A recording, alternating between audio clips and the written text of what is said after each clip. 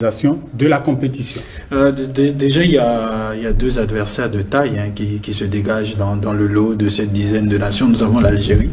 Nous avons, pour moi, le grandissime favori qui est le Maroc. On va démarrer déjà par l'Algérie.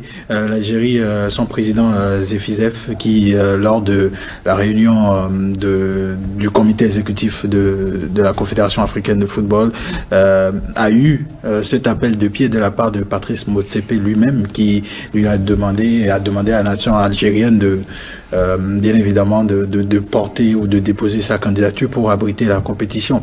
Et après on l'a eu lors du tirage du CHAN 2022, CHAN Total Énergie 2022, qui va se dérouler à Alger, qu'on a eu quelques heures après quand même cette candidature-là de la nation algérienne, qui, leur président a dit qu'il y a un certain nombre d'efforts qui a été fait au niveau des infrastructures. Mais est-ce que le fait que l'Algérie organise le CHAN ne peut pas être un avantage? J'allais dire, parce qu'ils nous ont parlé, comme argument, il a parlé des infrastructures, il a parlé des efforts consentis par le gouvernement. C'est vrai qu'il y a cette compétition du CHAN, mais en face, vous avez le Maroc, et il ne faut pas blaguer avec le Maroc. Et le Maroc qui a notamment des infrastructures. Au-delà même des infrastructures. Avec les stades qu'on voit. Oui, au-delà des infrastructures, c'est tout un projet de développement qui est mis en place depuis 2014 par son président Fouzi Lekdja, le président de la Fédération royale marocaine de football, qui a mis un processus. Figurez-vous que le football au plan local vit très bien. Quand vous avez des clubs qui ont des subventions qui avoisinent 600 000 € par an, sans compter des aides qu'on leur apporte, quand vous avez des complexes, vous avez quand même pratiquement 200 pelouses synthétiques. 200 pelouses synthétiques, 20 stades aux normes réglementaires en matière de pelouse naturelle et d'éclairage, de système. Et sans oublier, s'il vous plaît, le complexe Mohamed VI, qui est un bijou, le numéro 1 sur le continent et qui logne d'autres complexes au niveau européen. Quand vous avez associé à cela que cette nation a, selon les statistiques des associations qui sont présentes au niveau de la CAF, a le meilleur championnat devant tous les autres en termes de rentabilité.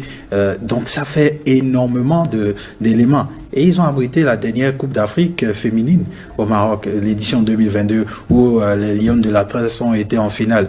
Donc, après même cette compétition, on a vu le président de la CAF qui a félicité la nation marocaine pour la qualité de cette organisation, sans compter les attraits touristiques, le réseau de télécommunications qui est pratiquement le meilleur, les complexes hôteliers, les infrastructures routières. Je pense qu'actuellement, il n'y a pas meilleur candidat, même si entre-temps, on aurait aimé voir d'autres nations, on aurait peut-être aimé voir une co-organisation entre le Nigeria et le Bénin, mais pour être honnête, pour faire un choix totalement clair et plausible, je pense que la meilleure candidature, pour ma part, reste celle du Maroc. Et je ne veux pas vous contredire, moi j'abonde dans votre sens. Non, j'abonde dans votre sens, parce que quand c'est bien, il faut le dire. Vous aviez parlé tout à l'heure de combat. Non, j'abonde dans le même sens que Gilles Christ pour vous dire. C'est un euphémisme aujourd'hui de dire que le Maroc n'est pas le Maroc est l'un des grands favoris, le grandissime favori même de cette organisation de la CAN 2025.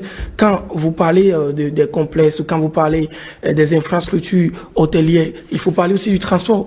En matière de transport, je pense qu'il y a des routes, il y a des autoroutes qui sont disposées aussi pour la circulation des gens qui vont peut-être participer à cette compétition-là en 2025.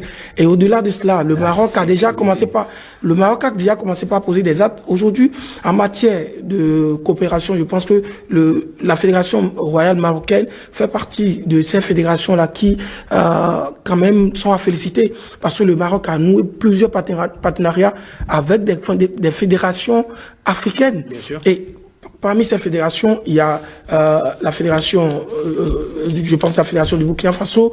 Le Bénin également. Il y a le Bénin également. 1000 ballons de la fédération. Il y a des ballons qui sont d'ici, il y a des ballons qui sont donnés, il y a des équipements qui sont donnés par cette fédération-là. Donc c'est pour vous dire, et aussi, au niveau d'organisation de compétition, le Maroc accompagne certains pays africains.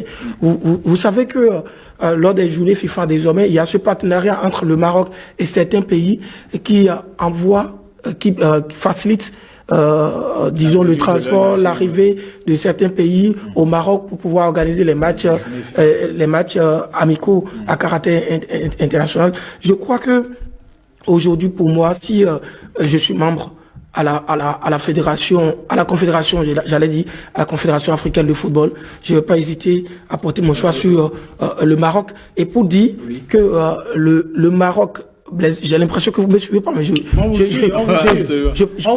peux vous dire que non, allez au bout de votre idée. Je peux vous dire que le Maroc n'est pas seulement un candidat sérieux, mais c'est plus qu'un candidat sérieux parce que le Maroc dispose tout en matière de conditions humaines, en matière de conditions sécuritaires, en matière d'infrastructures. Le Maroc a tout aujourd'hui, a tous les atouts solides. Le Maroc est un sacré client pour accueillir la CAN, pour organiser la CAN en bien. Est-ce que